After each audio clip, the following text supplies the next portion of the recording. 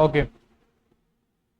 तो साथियों, आप सभी का एक नई वीडियो में बहुत बहुत स्वागत, अभिनंदन है। चाइल्ड डेवलपमेंट एंड पेडागोजी, दोस्तों थ्योरी हम लोग कर रहे हैं।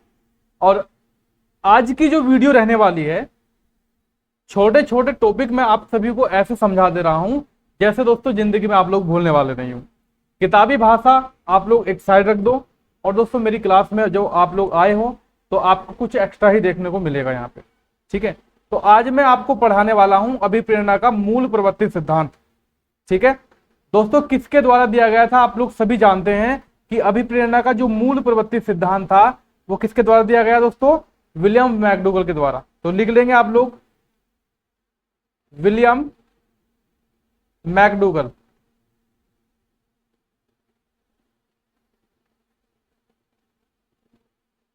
ठीक। ये प्रतिपादित कब किया था इन्होंने, 1908 ईस्वी में प्रतिपादित किया था। पहले मैं थोड़ा सा बता देता हूं इनके बारे में, बाद में हम लोग जो है मूल प्रवृत्ति, ठीक है, संवेग, इन दोनों के बारे में हम लोग बाद में पढ़ने वाले हैं, ठीक है। मेरी आवाज आप लोगों तक क्लियर आई होप पहुंच रही होगी। तो दोस्तों मैकडूगल महोदय क्या कहते हैं, जब इन्होंने दिया था अभिप्रेरणा का मूल प्रवृत्ति का सिद्धांत, इन्होंने माना था कि जो कोई विशेष परिस्थिति आती है, मतलब जब हमारे सामने अलग अलग प्रकार की परिस्थिति उत्पन्न होती है तो हमारा व्यवहार भी दोस्तों चेंज हो जाता है, ठीक है। तो हमारा व्यवहार भी जो है चेंज हो जाता है, किसके अकॉर्डिंग, परिस्थिति के अकॉर्डिंग। एग्जाम्पल के तौर पर दोस्तों जब हम लोगों को डर लगता है तो हमारे चेहरे के हाव भाव बदल जाते हैं। जब हमको खुशी लगती है, खुशी होती है दोस्तों, तो हमारा चेहरा जो है वो खिल उठता है ना। तो यही दोस्तों अभिप्रेरणा का मूल प्रवृत्ति सिद्धांत दोस्तों ये रहेगा। अब जो मैकडूगल महोदय हैं, इन्होंने जो है कुछ प्राणियों में मूल प्रवृत्तियां दोस्तों जन्मजात होती हैं, जिनको इन्होंने प्रेरक नाम दिया है, ठीक है। चलिए, तो अब मैं थोड़ा सा बता देता हूं मूल प्रवृत्ति की विशेषताएं क्या हैं। और एक की पॉइंट आपको बोल लिखना है, यहां पे आपको लिखना है संवेग जो है, संवेग पहले तथा मूल प्रवृत्ति बाद में।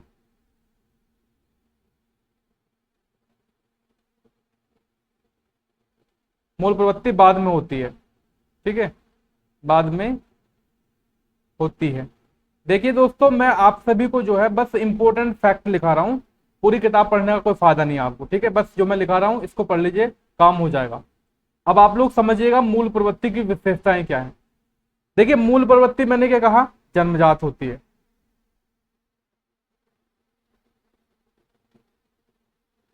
मूल प्रवृत्ति जन्मजात होती है, ठीक है। और दोस्तों जो मूल प्रवृत्तियां हैं वो सार्वभौमिक होती है, सार्वभौमिक भी होती है मूल प्रवृत्तियां, सार्वभौमिक भी होती है, ठीक है। कुछ व्यक्तियों में समान नहीं होती, कुछ व्यक्तियों में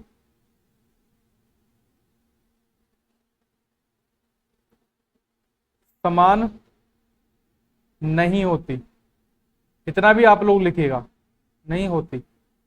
और फोर्थ वाला लिख लेंगे आप लोग यहां पर, ये जो है मूल प्रवृत्तियां व्यक्ति के व्यवहार को संचालित करती हैं, व्यक्ति के व्यवहार को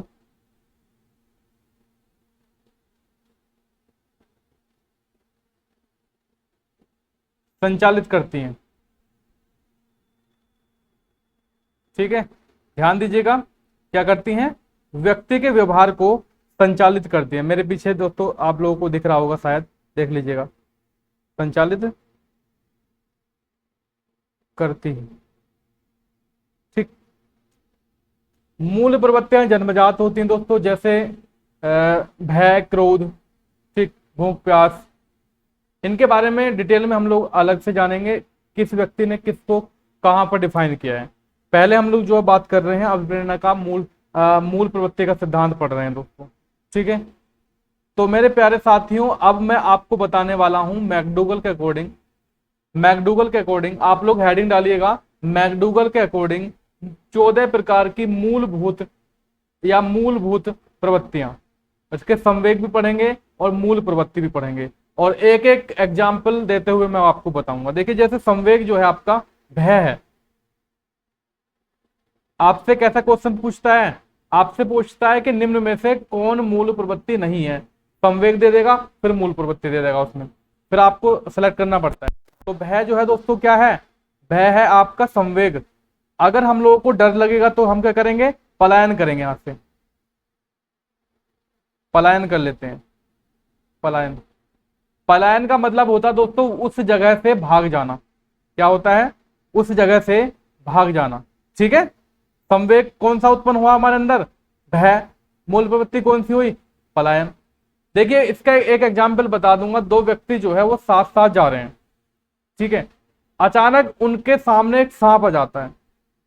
ठीक है, तो वो क्या करेंगे, उस सांप को देखकर भाग जाएंगे। ठीक है, तो ये क्रिया दोस्तों आप समझ सकते हैं, ये क्रिया भय जो है संवेग उत्पन्न हुआ, और दोस्तों पलायन जो है वो आपकी क्या होगी, मूल प्रवृत्ति हो गई। ठीक, अब कभी भूल जाएंगे इसको, नहीं भूलेंगे दोस्तों। इसके बाद आता है आपका क्रोध।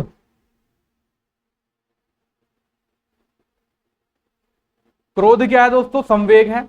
अगर हम लोगों को गुस्सा आता है तो क्या होता है, युत्सा, युत्सा, युजुत्सा। ठीक है, युजुत्सा की प्रवृत्ति आती है। ये क्या होता है सर, थोड़ा सा एग्जाम्पल देकर बताइएगा। देखिएगा, दो व्यक्ति हैं ए और बी, दोनों दोस्तों एक साथ रहते हैं। ठीक है, या मैं कह सकता हूं एक का नाम है मोहन,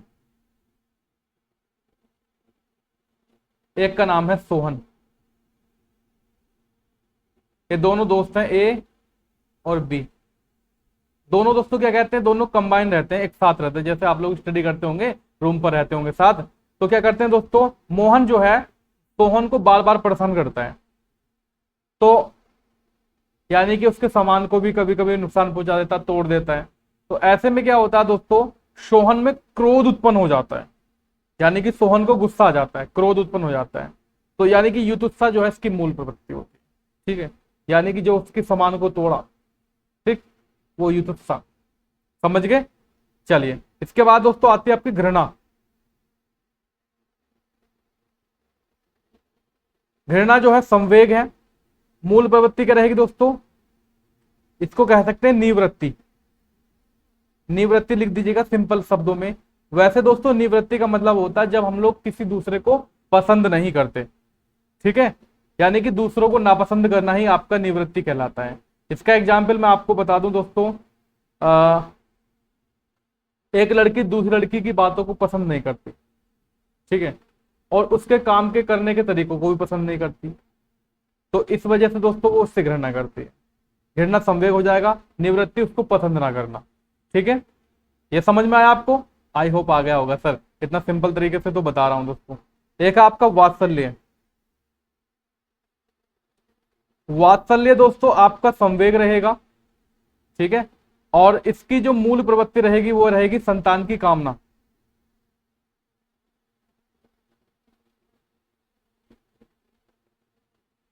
संतान कामना, या मैं कह सकता हूं कि जो शिशु है उसकी रक्षा की प्रवृत्ति, संतान कामना कह सकते हैं, या शिशु रक्षा प्रवृत्ति भी इसको हम लोग यहां पर कह सकते हैं, वात्सल्य वाला। ठीक है, इसका एग्जाम्पल बताइए सर। देखिएगा, मान लीजिए कोई महिला है, ठीक है, इसके बच्चे नहीं है, वो क्या करती है, किसी दूसरे बच्चे को देखकर जो है उसके प्रति स्नेह का भाव प्रकट करती है, प्रेम का भाव प्रकट करती है दोस्तों, उसकी रक्षा की मतलब रक्षा भी करती है उस बच्चे की भी। ठीक है, तो उस औरत में जो है वात्सल्य क्या हो गया, संवेग हो गया। और दोस्तों जब वो संतान की कामना कर रही है ना, वो क्या हो गया, आपका मूल प्रवृत्ति हो गया। ठीक, जैसे एग्जाम्पल में आप लोगों ने महाभारत देखा होगा, सॉरी रामायण देखा होगी आप लोगों ने, तो रामायण में क्या किया था दोस्तों, कैकेयी ने अपने बेटे को, जो इनका नाम था भरत, तो दोस्तों उनके कारण जो है राम को वनवास भेज दिया था। ठीक है, यानी कि भेज तो दिया था, लेकिन यहां पर सेटअप नहीं बैठेगा। कैसे, अब हम लोग इसको दूसरी तरह से घुमा देंगे। ठीक है, हम लोग क्या कहेंगे कि कैकेयी ने अपने बेटे भरत के वात्सल्य प्रेम के कारण राम को वनवास भेजा और दोस्तों भरत का राज्याभिषेक करवाया। ठीक है, तो दोस्तों ये क्या रहा दोस्तों, ये रहा अपने बेटे के प्रति। ठीक है, समझ गए आप लोग, ये मैं एग्जाम्पल दिया हूं दोस्तों, आई होप समझ गए होंगे आप लोग। हर बार पूछना जरूर नहीं है वैसे। इसके बाद रहेगा आपका करुण, करुणा। करुणा को मैं दोस्तों विषाद भी कह सकता हूं दोस्तों, ठीक है। ये रहेगा आपका दया की प्रवृत्ति, दया की प्रवृत्ति, दया की प्रवृत्ति, ठीक है। करुणा, दया की प्रवृत्ति, इसको विषाद भी कह सकते हैं वैसे। जो आपका करुणा है इसको विषाद भी कह सकते हैं।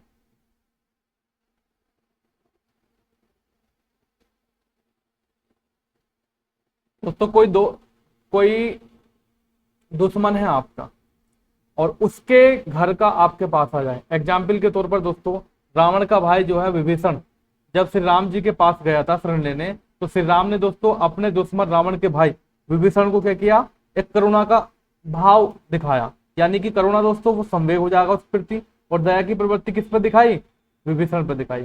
तो दया जो है वो आपकी मूल प्रवृत्ति हो जाएगी। करेक्ट। इसके बाद देखिए आप लोग कामुकता की बात करेंगे, यहां पर आगे लिखिएगा।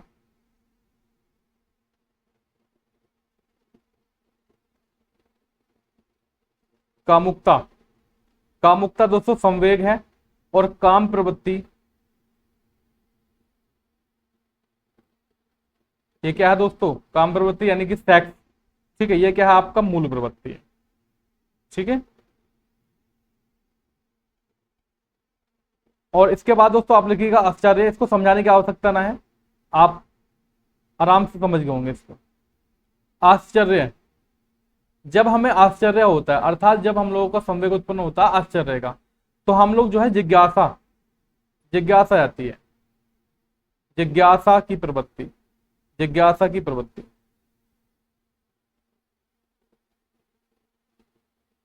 अर्थात किसी को किसी चीज के बारे में जानने की प्रवृत्ति, ठीक है।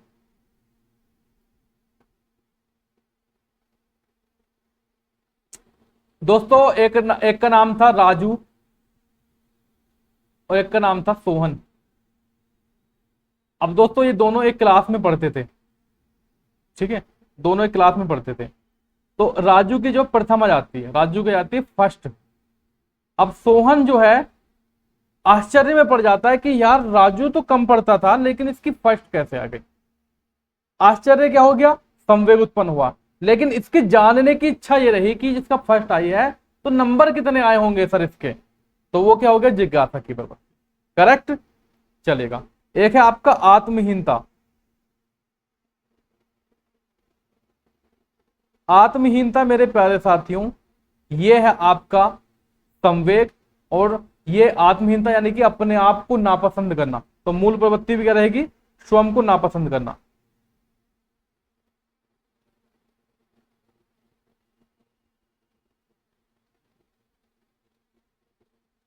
स्वयं को नापसंद करना, ठीक है। इसके बारे में बताइएगा सर यहां पर। तो ऐसा होता है दोस्तों, कभी कभी जब हम लोग अच्छा कार्य करते हैं, अपनी तरफ से बेस्ट देते हैं, फिर भी हमारे काम में कोई ना कोई कुछ नकल जरूर निकाल देता है। ये काम ऐसे होना था, ये नहीं ऐसे होना था। मतलब चाहे कितना भी बेस्ट दे दो आप लोग अपनी तरफ से, बहुत अच्छा कर रहे हैं आप लोग, लेकिन कोई ना कोई दोस्तों हमारे काम में गलती जरूर निकाल देता है। तो यहां पर आत्महीनता का जो संवेग उत्पन्न रहेगा, ठीक है, और बालक स्वयं को नापसंद करने लगेगा, ठीक है। समझ गए होंगे आप लोग। आगे बढ़ेंगे दोस्तों, आपका होगा एकाकीपन।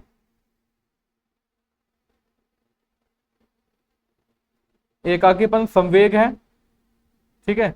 और गौरव जो है आपका, गौरव, ये आपकी मूल प्रवृत्ति है, यानी कि आत्म प्रदर्शन में कह सकता हूं गौरव को, यानी कि श्रेष्ठता की प्रवृत्ति भी कह सकते हैं इसको, श्रेष्ठता की प्रवृत्ति।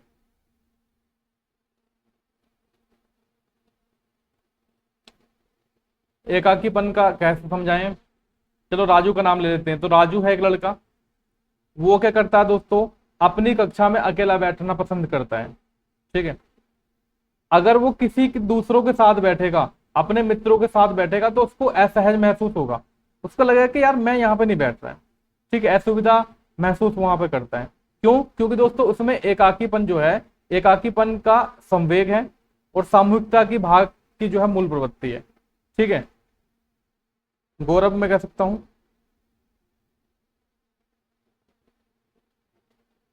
एकाकीपन, एकाकीपन दोस्तों सामूहिकता भाव आएगा यहाँ पर, इसका जो है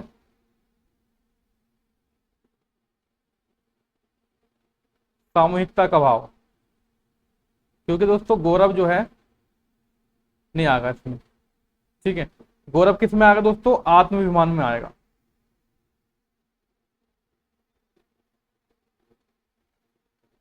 आत्माभिमान इसका आएगा दोस्तों गौरव। ठीक है, आत्म अभिमान ये क्या रहेगा दोस्तों, आत्माभिमान। आत्माभिमान का मतलब यह होता है कि कोई भी व्यक्ति जैसे सोहन मान के चलो एग्जाम्पल के तौर पर, उसको अपने आप पर पूरा विश्वास है कि इस काम को मैं ही कर सकता हूं, मेरे अलावा इस काम को दूसरा कोई अन्य व्यक्ति नहीं कर सकता।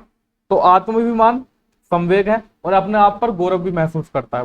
वो क्या रहेगी, आपकी मूल प्रवृत्ति रहेगी। ठीक है, अब हमारे पास कितने बच्चे देखिएगा, 1 2 3 4, एक दो और बचा होगा लगभग, 5 6 7 8 9 और आपका 10, 4 बचे हैं। 4 कोड समझ लीजिएगा आप।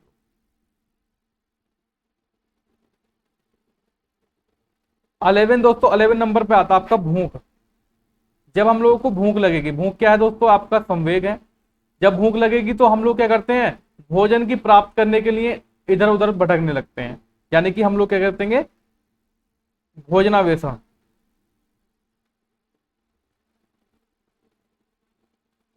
भोजनान्वेषण की प्रवृत्ति। अन्वेषण का मतलब क्या होता है दोस्तों, अन्वेषण का मतलब होता है खोजना। ठीक है, अन्वेषण का मतलब होता है खोजना। जब आप लोग दोस्तों कहीं पर किसी काम के लिए गए, है ना, घूमने के लिए गए आप लोग, तो आपको लगने लगी भूख, तो आप क्या करेंगे, भोजन की तलाश करेंगे। ठीक है, इसमें समझाने की आवश्यकता नहीं होगी। एक रहेगा आपका अधिकार भावना, यानी कि स्वामित्व। स्वामित्व यानी कि स्वामित्व का मतलब होता है दोस्तों ऑनरशिप। ठीक है, आप ओनर हो इसके। अगर हम लोग ऑनरशिप की भावना हमारे अंदर आती है, संवेग उत्पन्न होता है, तो क्या हो जाता है दोस्तों, संग्रहण रहेगा आपका। संग्रहण का मतलब होता है संचय करना किसी चीज को। संग्रहण का मतलब होता है दोस्तों किसी चीज को संचय करना, इकट्ठा करना। ठीक है, एक लड़की है एनी और एक लड़की है अक्षी। क्या है, एनी और अक्षी दोनों साथ खेल रही हैं। अक्षी जो है दोस्तों अपने खिलौना का मतलब अधिग्रहण करती है, उनको उठा उठा कर रखती है। ठीक है, और जो एनी है वो अपने खिलौने अक्षी को देना चाहती है।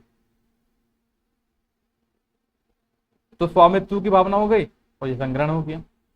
ठीक, और आपका देखिए 13 नंबर के रहेगा, 13 और 14 दो बचे हैं आपके, केवल 2 बचे हैं केवल आपके।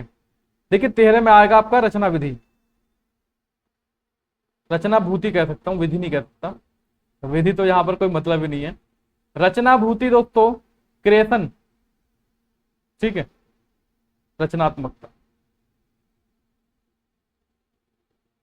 रचनात्मकता। ठीक है, एक और लिखा देता हूं आपको, आमोद। ये रहेगा हास्य की प्रवृत्ति।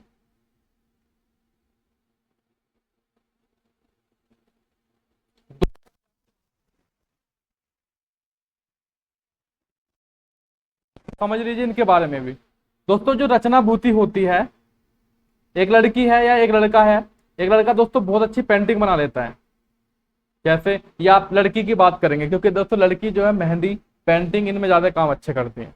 तो रंगोली, पेंटिंग, डिजाइन ये बहुत अच्छे बना लेती है एक लड़की। ठीक है, वो कैसे बनाती है, कल्पना करके अपने आप ही बना लेती है। तो उसमें जो है रचनाभूति आती है, और रचनात्मकता उसमें क्या है, मूल प्रभाव, मूल प्रवृत्ति। आमोद की बात करेंगे,